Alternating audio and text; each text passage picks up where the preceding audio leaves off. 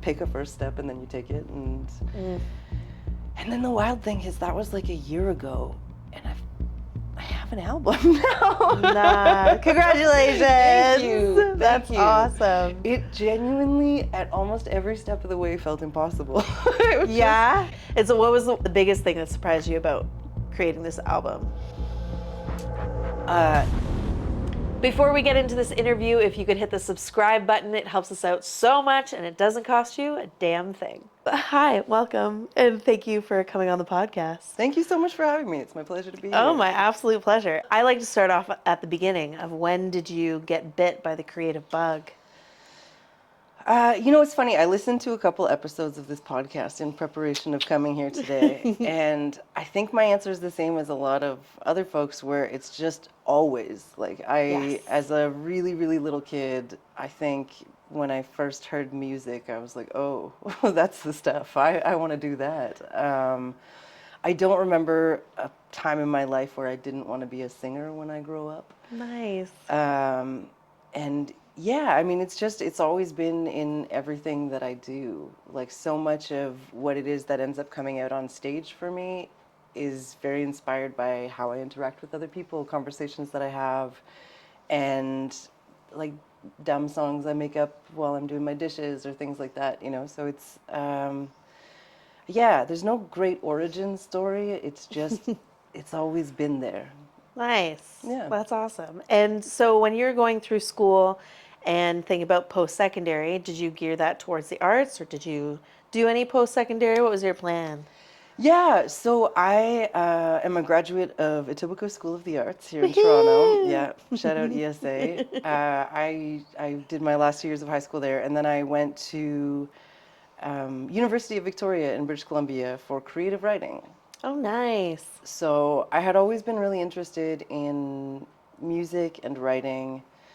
And when it came time for university, I did apply to a couple of jazz voice programs. I got an audition for the one at McGill, which was like, apparently they only chose like 10 people to come in for the audition. Ooh. And I remember sitting in the waiting room for the audition next to these two young women who had come through the Cégep program in Quebec, which is like their, it's like between high school and university, they have this sort of college program, which is great because they get to have 2 years of more focused studies in whatever it is that you want to be doing before you go to university. And so I was sitting next to them and listening to them talk about like the different classes that they had taken in preparation for this. And I was like, oh, I'm not getting in here. Like, there's just no way. That's hilarious. And I remember I did the audition, because like, so it was a theory audition and a listening audition and then a vocal audition. And I did the vocal audition and I was really tired, and I got in, and because I was so nervous about the thing, and I did it, and they were like, oh, do you have a bit of a cold? And I was like, no. Yes. Yeah, which, I mean, in retrospect, I should have said, like, oh, yeah, totally. It's normally way better. But I don't know. Man, I was 18. I had a lot of feelings. And those feelings, as it turns out, not helpful. So I didn't get into that one. I got offered a spot at Malaspina College in Nanaimo, which is on Vancouver Island. And that was for the jazz voice program. But I also had been applying to writing programs and journalism programs and things like that across the country. And I got into UVic, and I loved Victoria. I had gone to visit the school. My dad's from Vancouver. I have a lot of family on the West Coast. I love BC.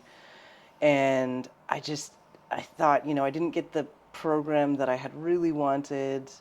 UVic had the most reputable creative writing program in the country, and the idea of being at a university that is surrounded by a forest, which is literally called the Mystic Vale, Yes. for 4 years, sounded pretty cool. And so I went and studied poetry. That's amazing. Yeah. That's awesome. So for the creative writing course, what was like your biggest takeaway about writing and songwriting? How did that help? Editing. Editing was the biggest takeaway. And I think the unfortunate part is I don't think I learned it while I was there. I think I understood what I didn't do properly when I was in school subsequently. Because a big part of the program is you do workshops. And so you're submitting work to a group of like 10 people and you're all editing each other's stuff. And I think, yeah, I mean, I was editing stuff there, but I think I really went to post-secondary with the spirit of like, I want to make friends and meet boys and like be invited to parties. I don't know. I think I had a lot of high school regrets I wanted to make up for.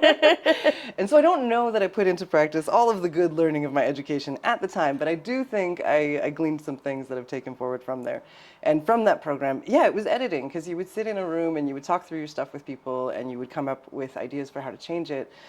And I think that in creative processes, sometimes you come up with brilliant ideas immediately and they, just seem to come to you from the ether and they come out almost fully formed. And that's wonderful, but that's not all of it. There's a lot of bad writing that comes out too. There's a lot of bad ideas. There's a lot of maybe good ideas that are just not there yet. And learning to edit and to not be precious about that and to not think that it undermines the quality of your work, I think is really, really essential. And I think it's something I still have to remind myself now from time to time, where it's like, go back again, it's okay.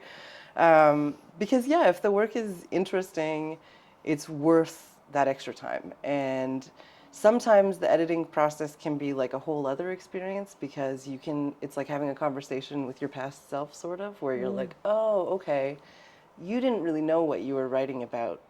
But like there's something interesting in here that's maybe not what you were driving at, but is what I can pull out of here and take forward in a really interesting way. So Nice. editing. That is so cool. I like how you explained that process. That's awesome. Thanks. That's fantastic. So when did comedy come into the picture? Yeah, so I guess, as I mentioned off the top, a lot of what I end up doing on stage sort of comes from my regular life. And I've been doing music for a really long time. And while I was in the creative writing program, I would go and do an open mic night every Wednesday night at this youth hostel in Victoria. And so I was singing all the time. I was starting to try and write songs a bit. And when I had been in high school as well, I was in a music program. So music had always been the thing. But humor is so much of how I interact with the world. And so when I was writing songs, there would always be an element of humor to them, sort of like couched into this song. And I think at a certain point, I had been touring for a while and doing solo shows, or performing solo for quite a while. And I realized that the trouble for solo musicians sometimes is that we work so hard on the songs and maybe thinking of the order of the songs, but we don't rehearse the in between the songs. And I was hired to be the lead singer for a DJ who plays with a live band. So it's like an electronic musician. He's doing beats on his machines, but then we would have like 3 guitars and a bass and 2 singers. And we were doing shows together, and when we would do rehearsals for the shows, we would spend like 3/4 of the rehearsal practicing the transitions, because you were trying to do electronic music but live. And if you're in a club, there's no pause between the songs, right? If people are dancing, you can't be like, okay, so this next song's like for my mom or whatever, like which solo musicians tend to do a lot of, like this very, yeah, sort of like unprepared, just like ambulatory, I don't know, I guess this next one's kind of cool if you like kind of cool stuff or whatever, Right. Sort of trying to be self-effacing, which is a wild thing to do when you're on stage, because there's not, like, this is not the effacement moment, right? Anyway, so this man, this DJ Champion, when I was playing with him, yeah, we would put all this time into working these transitions, and it would be like, how can we get this key change into this next one with these, okay, so if this guitarist starts this solo line, then we're going to have this other, chord coming up underneath, and that will get us into this one. And it was really interesting to see, and I was like, that's it. Like, you have to think as much, if not more, about the journey from one song to another as the songs themselves. And so I started thinking about how to do that as a solo artist, and like playing acoustic songs that are very much not that dancey. And for me, it was like, well, I think storytelling is what's really interesting for me. I think a lot of the songs for me have a story behind them, and a lot of humor in them. And so how can I tell a story that's threaded with these songs? And so I started doing that. And then one year I was a juror for the Fringe Festival in Montreal. And so I just went and saw a ton of shows, and Fringe festivals notoriously have everything. Yes. And so I went and saw a bunch of shows that covered every sort of style possible. And I had that beautiful aha moment of like, oh yeah, you can do whatever the fuck you want. That's so true. You know, like when you get on stage, I think we fall into these like, oh, okay, well, you know, a music show looks like I get up, maybe I have a stool, I'm somber, I tell you about a breakup and whatever, like, and then we get through this set and we all feel feelings and it's great. Or a theater show looks like, okay, we have act one, we have, you know, introduction, blah, blah, blah, whatever. But then going to the Fringe, you're like, yeah, you guys do everything. And some of it works amazingly and some of it's awful, but it's all there. And like, it's all like, in French you say like, assumer, it's like you own it. You're like doing the thing, right? Yes. And so I was like, okay, well, yeah, I don't have to think of this as just sort of rehearsing little stories in between each of the songs. I can make the whole show a story. And then anyway, I ended up doing writing a Fringe show of my own, which was, you know, bringing in a lot more comedy. And then through starting to plan that, I discovered sketch festivals, and then Sketchfest, they have music comedy. And all of a sudden it was like, okay, well, what if the comedy isn't this cute little thing that appears in the songs? What if I just let myself try to be funny? Like, what if they're funny songs, you know? And so, yeah, and I did Montreal Sketchfest, and then I've done Toronto Sketchfest a few times. And from there, just, yeah, again, it's like connecting with people who are doing amazing things in comedy. And sketch is also all over the place. Like, you really see all kinds of comedy and all kinds of staging and all kinds of ideas coming out. And so I think it was just, yeah, a number of like being beaten in the head again and again with this, like, you can do whatever. Why do you keep trying to do something that sort of, I don't know, like pre-exists the thing you've written, right? Like, just write whatever. And so, yeah, so it came out with comedy, and that all of a sudden it just made so much sense. It was this really cool feeling of, it didn't feel like I was trying to fit myself into something. It didn't feel like I was trying to adapt something. It felt like it took me 30 years, but I finally understood myself a little bit, and I understood what was part of everything that I do, right? And that, like, this is the person that should be on stage. There's no reason for Stage Lou to be like weird and demure in a way that I really don't pull off on stage or off, right? Like, it makes more sense for more of the like gregarious part of myself to be on stage.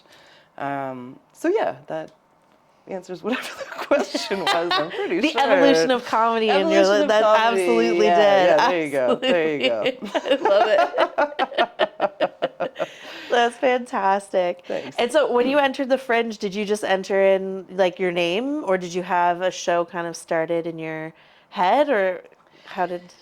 Yeah, so right before the pandemic, I started working on this idea of like the show that was storytelling or whatever. And I got to do two performances where I was starting to bring that together in a way that made sense. But hadn't really fully fleshed the thing out. And then the pandemic happened, and I had, as many of us did, time all of a sudden to work on things. And so I started working on this show, and I wrote the whole thing, and it was terrible. Yeah, it was real bad. It was trash, and no one's ever seen it, and no one ever has to, is the brilliance That is so of true. that gift of time. Because I think sometimes you just have to write the bad thing. And I had never written a show like this before, so why in the world would my first one be great? That's so funny. That's so arrogant, right? That's so true. I go into it, I'm like, this is going to be amazing. And then it comes out, and I'm like, it was a thing. Right. And it's like I learned the whole thing. And I genuinely think it was like this gift that I never had to do it in front of anyone. It's so embarrassing. It's so bad. I'm like having flashbacks to it right now. But it's okay. Anyway, so I came out of that and I was like, okay, well, not that, but I had this idea for another show that I wanted to write, which I still kind of want to write, but I applied to the Fringe festivals with the title A Renoviction Rom-Com, and then got into Victoria Fringe Festival and was like, oh no, I don't want to do that anymore. I'm going to do something else. And so I did, so I wrote this other show. I had the idea that I really wanted to do a show where I took the audience on a date. And so instead of it just being storytelling, it was this kind of, it's not immersive, that's a lie, but like there was this involvement of the audience in a way and creating this sort of role for them. And using that to guide the show. And so I was like, okay, I have this idea. I'm really not sure how that actually works, but I have to submit a final idea by the end of this week. So that's the one.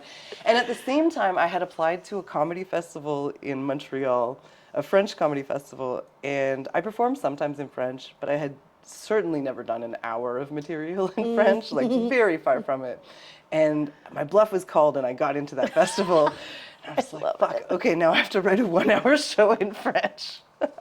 Nice. And that was before the Victoria Fringe. Victoria Fringe was August, and this was in like June or something. And I had like a month and a half to write it. Oh my gosh, Oh, I'm man. stressed. Yeah, it was so dumb. It was so dumb. But it was great because That's then I had a amazing. deadline. Yeah, because you had to do it. You had no Totally. choice. Yeah. And for so long I had been like, oh, I should totally perform in French more. I should totally do something in French. And then it was like, well, Today's the day. I guess June 14th is the day that's going to happen. And so That's amazing. So I wrote that, and I wrote the same show basically for both of them.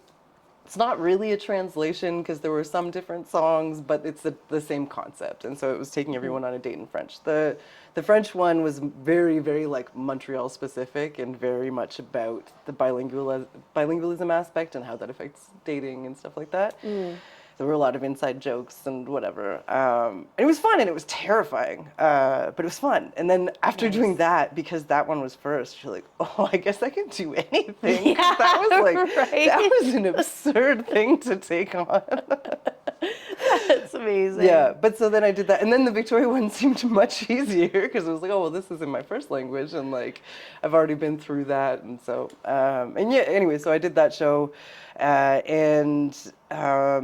Yeah, so I sort of had an idea, but it really was the like deadlines that made all the difference. I think deadlines are I think they're the glue that holds the creative career together. Literally, yes. Yeah, and like much like glue, it's like doesn't taste good.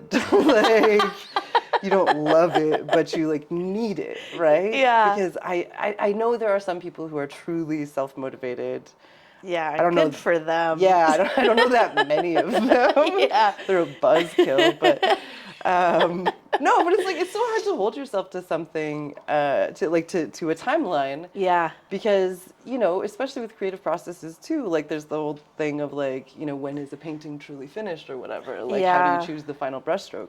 And if you have a deadline, then you're like, that day, that's the day it's done because I have to get up and Exactly. do it. And Yeah. you can keep adjusting or whatever after you've like taken it out there. But yeah, so that like all of that was kind of the big piece that moved everything forward for me was just I got out of the pandemic with this energy of like I really miss this stuff. I really want this, and I have the like hunger, the motivation that I think had been a little bit dampened by years of like not being, you know, things not working out how you thought they would, things not looking how you always thought jaded. they would. Yeah, getting broke, getting renovated, you know, like, I don't know, like, just, you know, I felt a little bit aimless, I think, in my career, and I I remember having that feeling like I'm doing the same gig over and over again. Like I just keep going to the same venues, and that's my fault. Like it's just me booking that. Nobody's making me do this. But I didn't know where else to go, and I just was sort of stuck. And it was getting to the point where it was like hard to get people out to shows because they're like, whatever, you'll be back there like next week or something. Right. It's like, okay, this isn't Or we've seen it 5 times already. Right, yeah, totally. And so then it was like, okay, how can I make this new? How can I make this more interesting? And then, everything shutting down and feeling like this has just been ripped away from you. And then coming back to it with just this like renewed love and passion. That really helped me, just start throwing shit at the wall and seeing what sticks. And the comedy and the narrative part of it was huge to that. And really has, I don't know. It's very funny because I think to me the past sort of, I don't know, 4 or 5 years of my career is just like this entirely different chapter where there has been all of this comedy and a lot of wins that are very much my own that I'm really proud of, which is like wild in a creative career because you don't always feel proud of yourself. Yes. I do. And the ridiculous, signing up for a French festival, which is also kind of arrogant, but doing that, that sort of stuff, it was, I don't know, it was like bedrock because you're like, I can build so much on top of here. And so now I love the things I take on because I feel that, I don't know, that solid footing of like I can do stuff and it's cool to be deep into a career and still learning so much and doing things for the first time all the time, Yes. Yeah, absolutely. And you're right about the creative career. I need a deadline because I find I need like time and motivation and the feeling of like I can do this to line up on the day that I have no work. And then you're like, a deadline really does speed that all up. Totally. I need to get this done, actually, whether I'm in the mood or not. Yeah, well, how many times have you sat down because that moment somehow arrives that you're like, oh, I have the free time and I have the space, and you're like, I sit down and I'm like, so I'm going to write a song today, and you're like, Exactly. What's the song again? I don't know. I'm hungry. I'm going to go do that instead, Exactly. it's hard. And then when you have that little that little fire and that drive, it's like, okay, well, I don't know, you got to leave here with something today, man. Right? It's going to be really embarrassing if you don't write something today. Yeah. Well, and back to my point about editing off the top, that's the thing is you have to create knowing that it doesn't have to be the final draft. It's Yes. that just get something, because it's so much easier to manipulate material that exists versus nothingness. Yeah. I had a teacher that said, if you're going to write, he's a playwright. And so he's like, just write the first draft, have a bottle of wine, you wrote it, it's going to be garbage, it's fantastic. And then leave it for a little bit. Yeah. And then come back and start editing and figuring it out. Just get the garbage out. Yeah. I was like, yeah, fair. Yeah, allow yourself to be the garbage, to make the garbage. You don't have to be the garbage. You can't be the garbage. I know, it depends on your process. Yeah. But so much of my creative process, that I learned in the past few years too, was that the way that I write is I just talk to myself. So I rented this studio space and I would just go and be like, okay, do a show. Just make one up right now. Just go. When you're a kid, right? And so I'd just stand there and be like, good evening, everyone. Thanks so much for being here tonight. My name's Laurence. Anyway, before we get started, I just wanted to say, That's amazing. And I would just walk around the room doing a show and I'd put on a timer, do an hour, whatever. Nice. And then, come back and you're like, okay, that was actually funny. That was kind of interesting. But a lot of it's very bad. I'm pretty good at improvising, but I'm not just knocking off 1 hour That was genius. gold. Send it off. Every day. No, but it's, for me, the thing that's helpful about writing that way is that I I'm not reading and writing at the same time, right? So it's like when I'm writing things down on paper, what I learned is that something very dumb happens where there's this like translation of the normal way I speak into this like really like haughty nonsense that comes out. It's like I do not speak like this. There are no cuss words in here. This does not sound like me at all. And I don't know how to stop. And the dumb thing is like I went to school for creative writing, so I came out of that and I was like, man, this is not it. Like this is not the way to go about this. How did it take me until like 7 years after graduating to understand this? But like talking to myself, I don't do that weird translation anymore because I'm not seeing the words and doubting the words as they go. Yeah. I'm speaking as I would speak to you, and I'm speaking like, with energy and with intonation, and what I'm writing is for live performance. It's not the same thing as trying to write a novel, right? Yes. And so I'm allowed expletives and I'm allowed to have pauses, and intonation is going to carry a lot of the work, and music is going to carry a lot of the work. So I don't have to have this like perfect language that isn't meant for those avenues, like when that's not really, because when that's what the final end goal is, right? Yeah. This is going to end up performed, so write it for that. Yeah, it's like a little unnecessary filter that your brain's like, oh, you're writing, you better do that correctly. Yeah. Well, and the funny thing is, it's different for everyone, right? Like I know some comedians, like stand-ups, who do everything in a little notebook and like a quiet little corner, and it's so funny because it looks so like, like dude, and then they come out and they're like, so my dick, and you're like. All the time. Yeah. All the time. Like pensively Dear God. staring at the window. It's just like, like, it is both remember large that and time my broken. parents caught me masturbating in my bedroom? Yeah. If I had $1 for every time a comedian told that story. Yeah, totally. But it's like, whatever your process, right? And so for some people it is like sitting down and writing it. And for me it's just talking it through. And then again, like editing through, because as you can tell, I'm somewhat long-winded. That's fantastic. Somewhat long-winded. Don't know if you noticed. This is where editing, again. I didn't know I was just going to come here and talk about editing today, but I think maybe I needed to hear this. So. Yeah, that is so true. I find a lot of the time when I'm on a podcast episode, it's like therapy. It's like reminder therapy of like, I'll say these things. I'm like, damn, that was wise. I'm like, I should apply that. Yeah. 100%. So you have an album. I do. Recently? I do. Tell me a about very your recent album. Yeah. So the album is called Montréal Romantic, or Montréal Romantic. And it is a jazzy album that is sort of, for me and for no one else, a time capsule of the past 15 years I've spent in Montreal, or I'm coming up on 15 years now. It is very much, I don't know, it brings together everything of the past like 10 years. It's a lot of the stories that I tell in my show, or some of the songs that are in my show are on this album. A lot of the stories that I have repeated ad nauseum to friends of mine are like at the heart of some of these songs.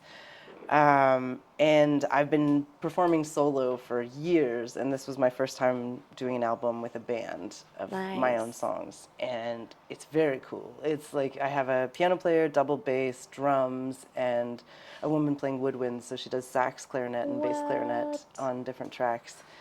And we recorded it all live from the floor, which means we were all in the studio together, and we just taped track after track, take after take. And that's amazing.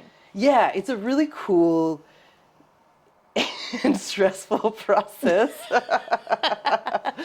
Because the thing is, it's the true heart of collaboration, because you're doing a take and we're all humans. So maybe you forgot to come in after the bridge on this track or on this take, so that take's kind of scrapped and we have to start again.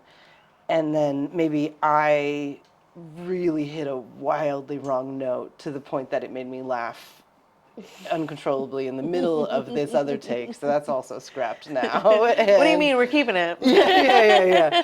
And so it's kind of high pressure for everyone involved because you're like, okay, sorry guys, we're starting again or whatever.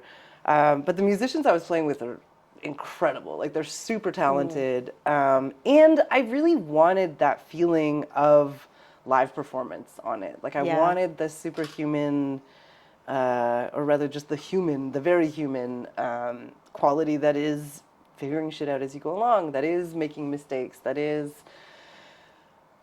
yeah, I don't know. There's something about music, like recorded music, that I love recorded music, but for my music, it always felt a little strange for it to sound too put together. Because Need a little more organic. yeah. to it. Well, because again, it's like we're doing, I don't know, this song, the album starts with a song called like On the Belly of the Whale. And the first line is, if I had to be a barnacle, I'd like to be on the belly of a whale. Like there's a certain levity to the project, you know. And there's a certain amount of kind of stream of consciousness, or again, like a lot of these songs are written by me singing along to myself and being like, well, that's kind of fun. I like that, you know. And so I wanted that to come across in the album. And I think sometimes the way that things are recorded, we can forget that there's like at the heart of whatever you're listening to, human musicians playing something together. And so, yeah, so I really wanted to do it this way. The musicians were super on board. They were excited because it's not something you get to do very often.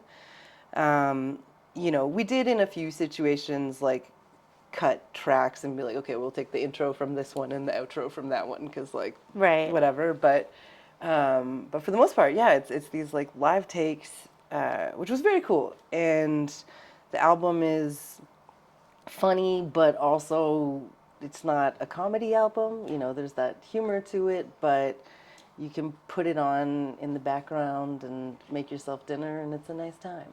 Nice.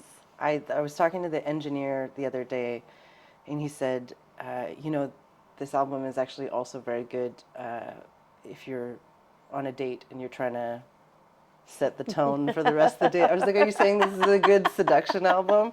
He was like, yeah. I didn't want to be too forward about it. I was like, oh, no. This If you is, want to set the tone. yeah, I was like, I think this is the ultimate compliment. If my That's amazing. album makes you get busy, I want to hear about it. I'm really happy for you. Right. Yeah. That's like, what a great thing to put in the world. Yes. Hot sexual energy. Thank you. You're welcome. You're going to be responsible for a few children. I hope so. Only if they're wanted. That's right. Intentional babies only, please. Yeah. Yeah. No, but I don't know. It's like it's fun. I'm really happy with it, and it brings together a lot of the different stuff that I've been doing over the years. And again, you know, I had tried a few years ago to record an album. I had started putting together a band, and then coordinating the schedule of musicians is one of the worst tasks on planet Earth. It's so hard to do. And so everything had sort of fallen apart. And that was actually when I wrote the solo show, because I was like, you know what? I need to do something by myself. I'm mad at everybody right now. And I had sort of spent months trying to build this project. And then it all fell apart, and I was like, I need to see something through, because I need that feeling of I can finish a project. And so so that was when I applied to all of the festivals and blah, blah, blah. But I had sort of made myself this promise that once I had finished the solo show, I was going to come back to this album project. And last fall, I was, you know, minding my own business, starting to think about what was the next show I wanted to write. And then I remembered this like promise I had made myself. And I was like, what does it mean to finish a solo show? Like, at what point is that done? And it was like, I had written the show. I toured it for a year and a half, 2 years. I had done a bunch of comedy festivals. I had done quite a few things. I was like, I think we're maybe there. I think I did it. Yeah, I think it's done. And so I think like I have to, you know, hold my stupid promise to myself and go back to the album. I'll hold myself accountable. Yeah, worst. I know, it was terrible. But I had to. And I, you know, got back to the project, and I was like, you know, the thing with doing an album is, once again, it's something I've never done before. So I don't know what I'm doing. And so I called up a friend and was like, hey, can we have coffee? He said, yeah, sure. And we met up and I said, so I want to record an album and I want to record it live from the floor and I want to whatever. But yeah, so I want to do an album. How do I do that? And he was like, well, okay. I mean, there are a few different ways you could start. But anyway, we just had a conversation about it and he gave me some ideas about where to start. And he said, by the Nice. way, if you're looking for an engineer, I'd be super into the project. So I was like, Nice. great, like, deal. You know, no backseas. You're in. Yeah, Like, yeah. this is Right. Check. yeah. And so he was the studio engineer and he did the mixing as well. Shout out Thomas.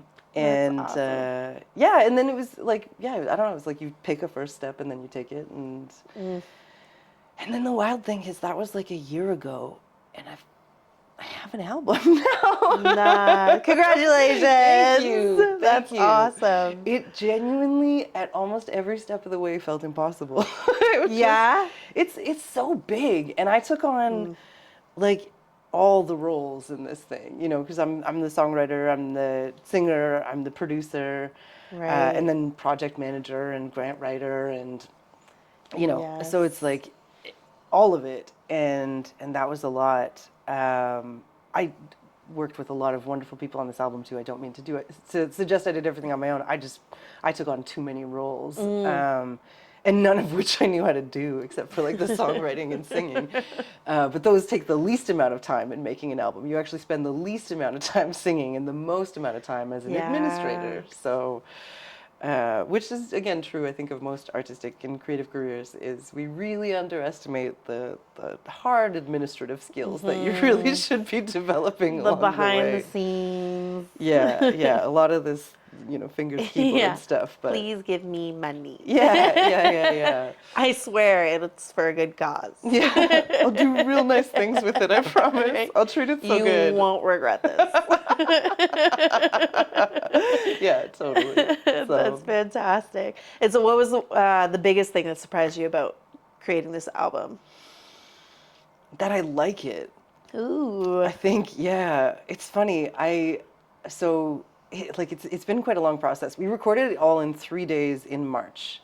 And then you know, the mix, a big part of the mix was choosing the takes we liked the best. So you're listening to 6 versions of the song and you're like, oh, that one has a sweet sax solo on it, but then like, I don't know, my vocals are kind of shining on this one, or the drummer's doing something funky here, and you're like, well, we have to make a choice, right? Like, Yeah. And so going through and choosing those, and then getting into the mix of just like the levels of everything. So I've listened to these songs like a billion times, and at the beginning, I really, really loved how the band played. And I really liked how things sounded, but I think I was so overwhelmed by feeling like, what if I did a bad, like, what if I made a bad album? You know, it's like, this was a huge time investment, a huge financial investment. You know, I did get a grant, so what if I did a bad thing with their money? and you've like involved all these people, and it's something I've wanted to do for so long, right? So what if it's like you wait all these years and you make a piece of trash? And I mean, to our earlier conversation, so what? It's fine. Maybe you do. Right. But also too, it's like listening to it so many times. That's a good way to kill a song you love, is to listen to it too many times. And anyway, in September, I was at Vancouver Fringe. I was doing my show there, and every day I was walking around listening to the tracks because it was like the final mixes, and all that we were waiting on was for me to approve it so it would go to mastering. And so obviously it was stuck for a little while. And so I was walking around listening to it every day, and I had this lovely walk I was staying downtown, and then I would go down to the little aqua bus, which takes you over to Granville Island. And so I'd walk through downtown Vancouver, take my little aqua bus, and then show up at my Fringe venue, all listening to this album. That's my songs, and, you know, and I really enjoyed it. Like, it was, I was like, oh, I want to listen to this. Like, I made an album that I would happily put on, and I can listen to it without just thinking like, oh, you didn't do very good at that, or like, oh no, that's not even the words there. What were you singing? You know, like I can listen through it and not hear all of the criticism. I can listen through it and just enjoy the album. Nice. And that was surprising to me, and a lovely surprise, to be honest, because it's a lot easier to promote your album when you're like, no, it's good. I That's dig actually it. good. I Yeah. actually listened to this. Yeah, I did. It's great. As I said, put it on in your kitchen, make some food, have a glass of wine, or invite a sexy person over to your house, make some food, have a glass of wine, or go for a walk through the rainy streets of Vancouver, take an aqua bus, take a regular city bus, take a, I don't know, modes of transportation. I listen to it on the train. Works Yep. well in an autumn train ride as well. Yes, absolutely. And I was going to ask you, have you always loved jazz and had that jazz influence, or did that come in later in life? When did that start? Yeah, so that's a good question. I started listening to jazz when I was younger. As I said, the vocal programs that I applied to in university were all jazz voice. That's also the sort of only contemporary voice. It's that or classical, and I don't have classical training, and you do not jump into classical on a whim. Like, there's no called my bluff on that one. But I always really loved jazz. The kind of voices that I'm really drawn to are the really sort of like emotionally expressive, very textured, very powerful, very, like I think texture is a really big thing for me. And I think the other part of it is really interesting phrasing. And jazz vocals just have so much of that, especially when you're looking at like classic jazz vocals and you have like Billie Holiday, who it's like there's the song's rhythm and then she's like dancing around it, and she's always within it, but she's never on it, if that makes any sense. And so it's like this freedom to play that makes it very narrative, and that makes it much more of a sort of storytelling kind of vocal performance. So I always loved that. When I was growing up, my first favorite singer was Diana Ross. I loved everything Motown. And I loved those like big, powerful voices. I have a pretty big, powerful voice too. I'm no Diana Ross, but like I have a pretty big voice and a pretty deep voice. So I was always drawn to those kinds of things. And then jazz came. I think it was more when I was a teenager I got into jazz, and in university, and yeah, it's over the years I've listened to it a lot. The music that I was writing, or when I was performing my songs solo, it was me and I have this sort of adapted guitar where I have removed 2 of the strings because 6 is too many and 4 is just enough. And every guitar just listening just turned off the episode. And they're like, this is the dumbest shit I've ever heard. It is, but it's my shit, so you know what? It's fine. But I love it. So I have my little like adapted guitar, and so the songs that I'm playing, like the style is, acoustic and sort of jazzy, sort of bluesy, sort of folky, because as soon as you have an acoustic guitar, it's somehow suddenly all folk, no matter what. White lady with an acoustic guitar, like I understand, I get it. And anyway, so I always described the songs as like jazzy because that's a lot of where the vocal inspiration is coming from, and a lot of the kind of like tone and color and texture of the songs. So when putting together a band, it always, in my head, it was always going to be a jazz band, because there's again, it's just like that room to play in it, whereas the vocalist, you can sort of be the storyteller, and like, I don't know, I have that sort of romantic vision of some like lounge singer in like a beautiful velvet dress. I love velvet,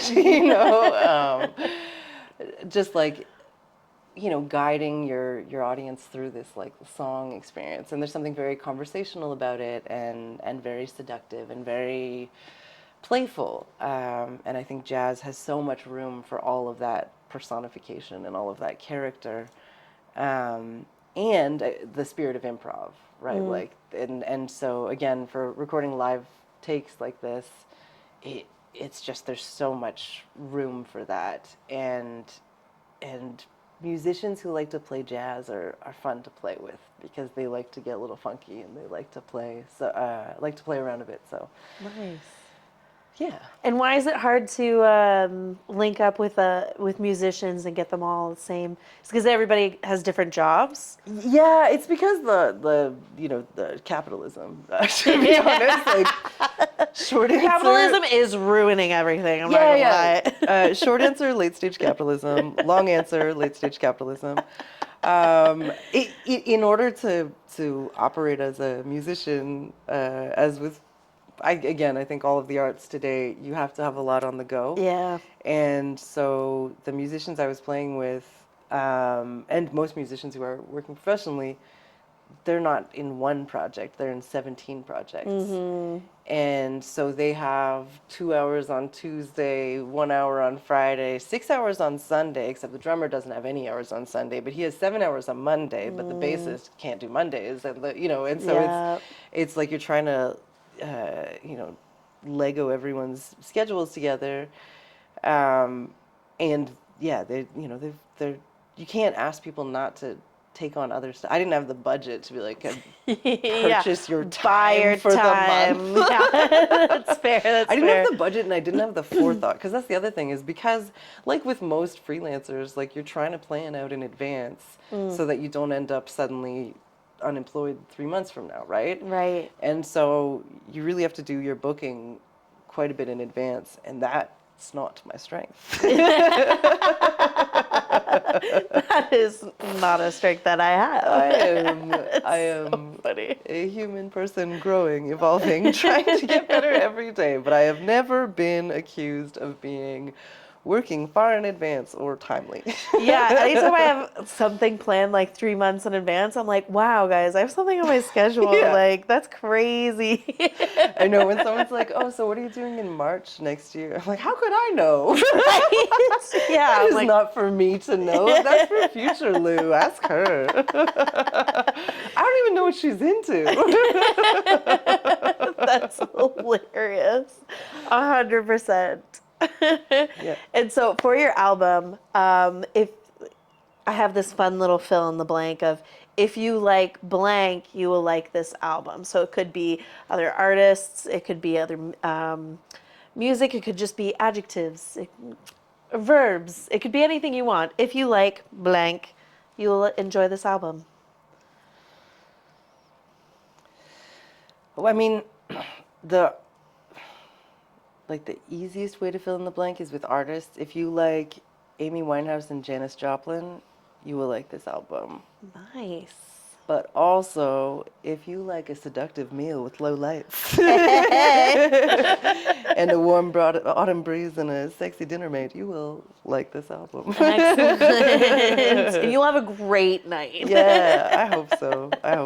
That's fantastic. That is so awesome. So one more time, tell everybody about like the name of your album and where you can find it, listen to it, buy it, all of the things. Yeah, so the album is called Montréal Romantic. It has the accent aigu, so you can also pronounce it Montréal Romantic. It is available on all of the streaming platforms. Fabulous. From like the least ethically questionable to the most ethically questionable. It's on every one of those. And I aspire to be successful enough to make choices about which platforms I use in the future. But for right now, I need your support to get there. So Absolutely. but yeah, you can get it on literally all of the streaming platforms, or you can download it on Bandcamp. And I will be making a vinyl. There will be a record to come. I can't tell you when because I don't know yet, but it's soonish. Soonish. Yeah. Coming to a store near you. Exactly. That's yeah. fantastic. And I meant to ask, what is something that you would change about the music industry in Canada? I mean, I think that looking at the music industry, I think that's been a little bit of a chorus throughout this interview. Is I think it's the same for all of the arts. I think we have to change the arts ecosystem. Preach. I think we have to accept that a certain amount of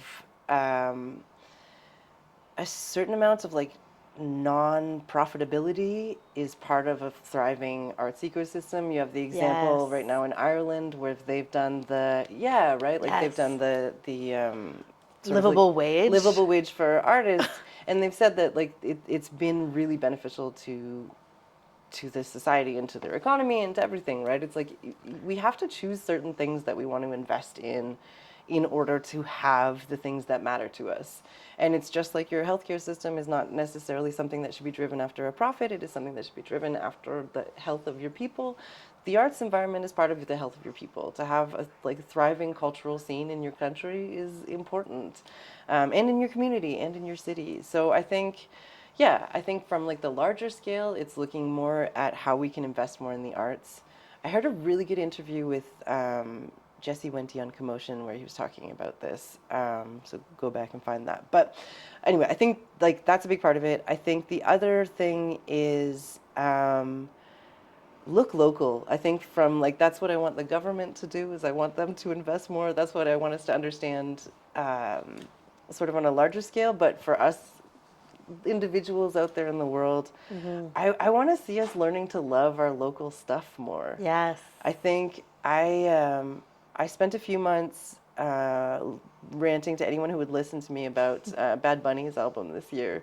Oh, yeah. Because I think it was so interesting to see this artist that has this huge global reach, you know, at this moment where he's really at the top of his career, write an album that is so deeply locally specific. He's using the language of his community. He's using like the local slang. He's using local artists. He used a local studio. And then he did the residency where he brought everyone to his community. It was all about, it wasn't, I'm a global artist, let me tell you about the globe. Like that's not interesting, right? Yeah. It's like what's interesting is what interests you, and what interests us should be a little bit of what's around us, right? Like I did this album Montréal Romantic because I've been in Montreal. It's in my head. It's in everything I do. It's fascinating.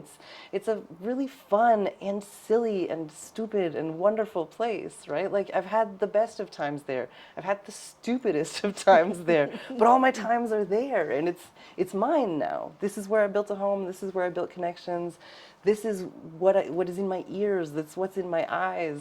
The language of Montreal is on the album, and so yes, listen to my album, but also like, but you know, I don't know. I think like set yourself a goal of go and see 3 local shows in a year. Start there, and it can be music, it can be theater, it can be comedy, but like we're so quick to put all of our value into something that has been pre-evaluated for us. Yes. So it's like you want to see the touring, you know, giant artist, be it in music, be it in comedy, be it in theater, because it's already been deigned wonderful for us. And it is. And go see that too. Go see more of everything, to be real. But also like take a minute and go see something that's a small local show that you've never heard of. Do the discoverability thing, because when you go to your local community arts environments, you meet the people who live around you, you hear what people are thinking about, talking about, making about in your community. And if you go and see a show that's terrible, you have a great story to tell for like 3 weeks to come. You know? Yeah. And it's inspiring. You're like, that shit got made? Or I can do something. Totally. But that's the thing, because it's like good show, bad show, you get something out of it, right? Yes, if it's a great show, you're like, absolutely. wow, I'm inspired. This is amazing. If it's a bad show, you're like, wow, I'm inspired. I don't want to do any of that. but it's so like it's so enriching, and I think there's so much that is at our fingertips in the like digital sense right now, and a lot of that is wonderful too. But I think we have to be the ones to push ourselves to go to the things that maybe takes an extra step of leaving your house, of putting on people pants or whatever. Like, but I think it's so worth it. And I think right now, especially, you know, every single day, it's just all of the headlines about AI and how artists are having to like fight to be like, no, I'm better than computer song. And it's like, I don't even want to participate in this debate. Do I have to tell you that? Right? Where did AI get its ideas? The artists that came before. Totally. And going to the arts is about connecting with people. Yeah. And connecting with people means connecting with good people and other people. And, you know, and that's Good people and the other ones. Yeah, like you don't have to like self-select out of bad art. Go see bad art. Fill your eyes with it, and then learn about what you want to do and go do something else. And like, yeah, just I don't know. I think that connection is so important. And it's something that it's easy to lose that habit. And we had, 5 years of lockdown where people really lost the habit of going out to see stuff that took a ticket and people pants. But it's worth it. Buy yourself pants that feel better if that's the barrier, but go out, be in a room with other people, laugh with other people, cry with other people, glaze over with other people, whatever, but be there. And then take that back to everything else that you do. And, in the meanwhile, you'll have given a local artist like $5 off the ticket sale, which is probably what their take is. So I don't know, Absolutely. don't look so far for what is great. There's probably some really good stuff right around the corner. Yes, I love that. That's awesome. And for singer-songwriters starting out in their career, what advice would you give them, or advice that you would have given your younger self? Just get out there. I didn't start learning an instrument until I was in my 20s. No way. And I had been singing for years before that. I would go to open mic nights and I would either sing a cappella while I kept rhythm on my lap, or I would find a musician who could play for me. But I didn't start learning an instrument until I was in my 20s. And when I did, I was practicing in parks and in my home and playing terribly, right? Like it would be like chord. There is chord. A house. Chord. In New Orleans. Chord. Leans. Like it was brutal. That's a real story and not exaggerated. But anyway, so it was like going through that and I was just like, oh God, this is so bad. And then, after a year or two, I was still feeling that way. Or maybe after a year, I think I was still feeling that way. And I was talking to my sister, and I was still doing open mic nights, but I was going and singing a cappella. And I was talking to my sister, and she was like, well, have you gone and played with your instrument yet? And I was like, no, I'm not ready. I'm not ready. And she was like, well, there's probably not a moment where you feel ready. Unfortunately. Yeah. Yeah. So probably just go do it, And that is the advice I think I've shared the most often with other people and the advice that I remind myself of the most often. Yes. Because there isn't a magical moment where all of a sudden, the sun shines and you see the letters in the sky that say, you are ready now, Lou. Today is the day. There is no more work needed. You are good to go. Because that's not a thing. You're never at that place. There's always more to learn, always more to work on.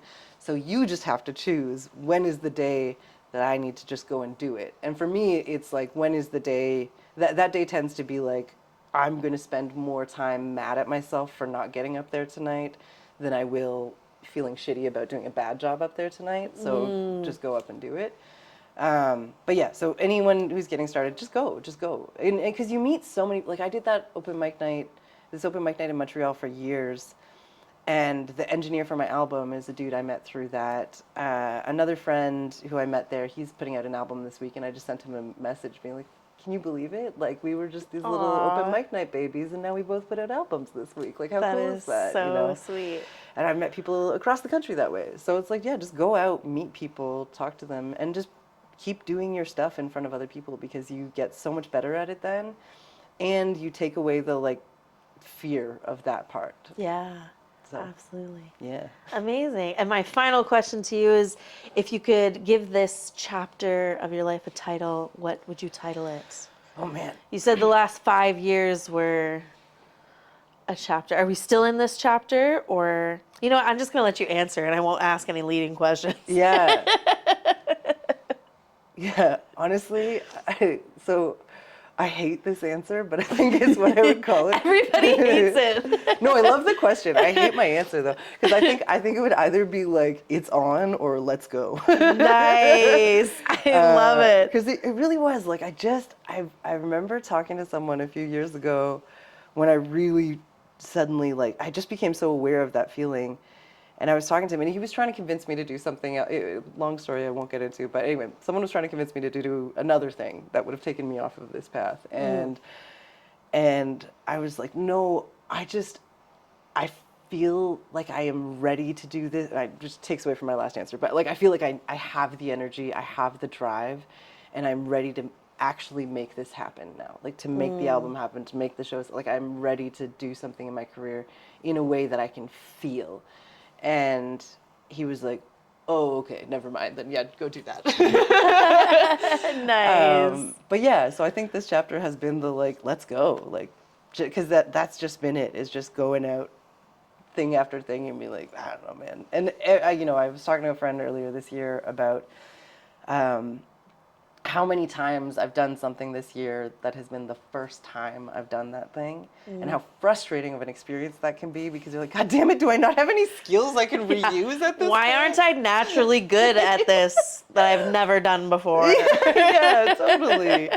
But then, you know, it's also like how vital, right? How alive are you if everything is new? And I think, you know, as we age through life, I think people tend to shy away from the first time for things. It's like, if I haven't tried it yet, then like, ugh, I don't want to be bad at it. And doing it a lot, it's not that it becomes easier, but it becomes habit. It becomes part of the life, you know? And so, let's go. Yes, absolutely. Let's go. I love it. It sounds so sporty. I like it. Hit the ground running. Yeah, totally. I love it. I was talking about this in a previous episode. As I saw a post that was like, embarrassment is an unexplored emotion. And I was like, oh, yeah, that is, I hate that. But also, yeah, okay, we need to do more of that, facing the risk of embarrassment. Yeah. I guess, yeah. Oh, totally. Because everything is, I mean, embarrassment is subjective, right? So everything has the potential to be embarrassing. And yeah, it's funny.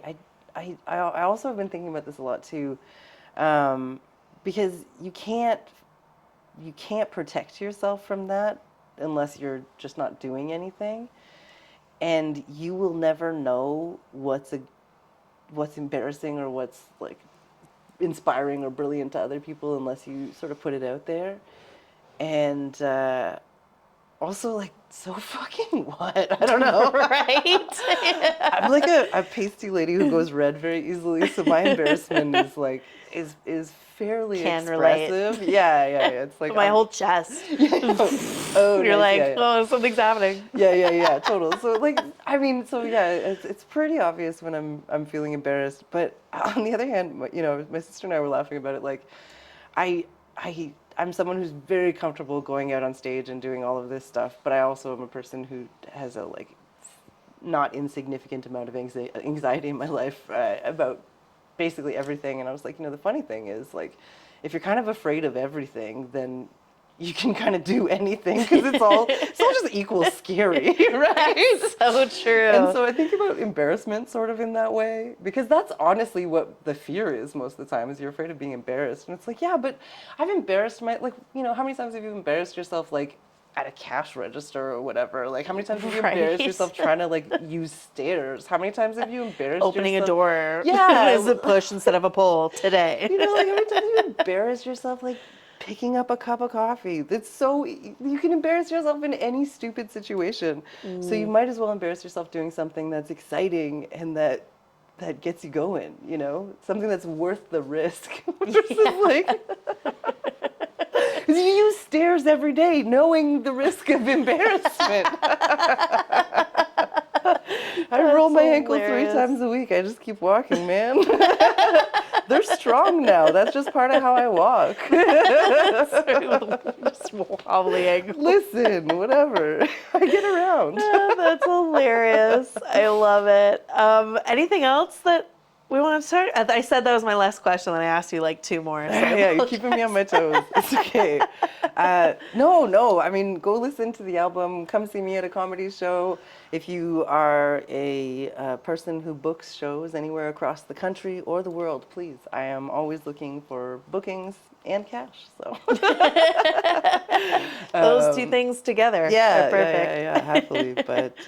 But no, this has been such a pleasure. I really enjoyed Yeah, speaking it's with been you. awesome. Thank you so much for reaching out and coming on. This has been fantastic. Yeah, it's great. Yay, thank you Yeah. so much. Thank you so much for watching this interview. I hope you enjoyed it as much as I did. Hit subscribe, like, share this episode with a friend, and I'll see you in the next interview.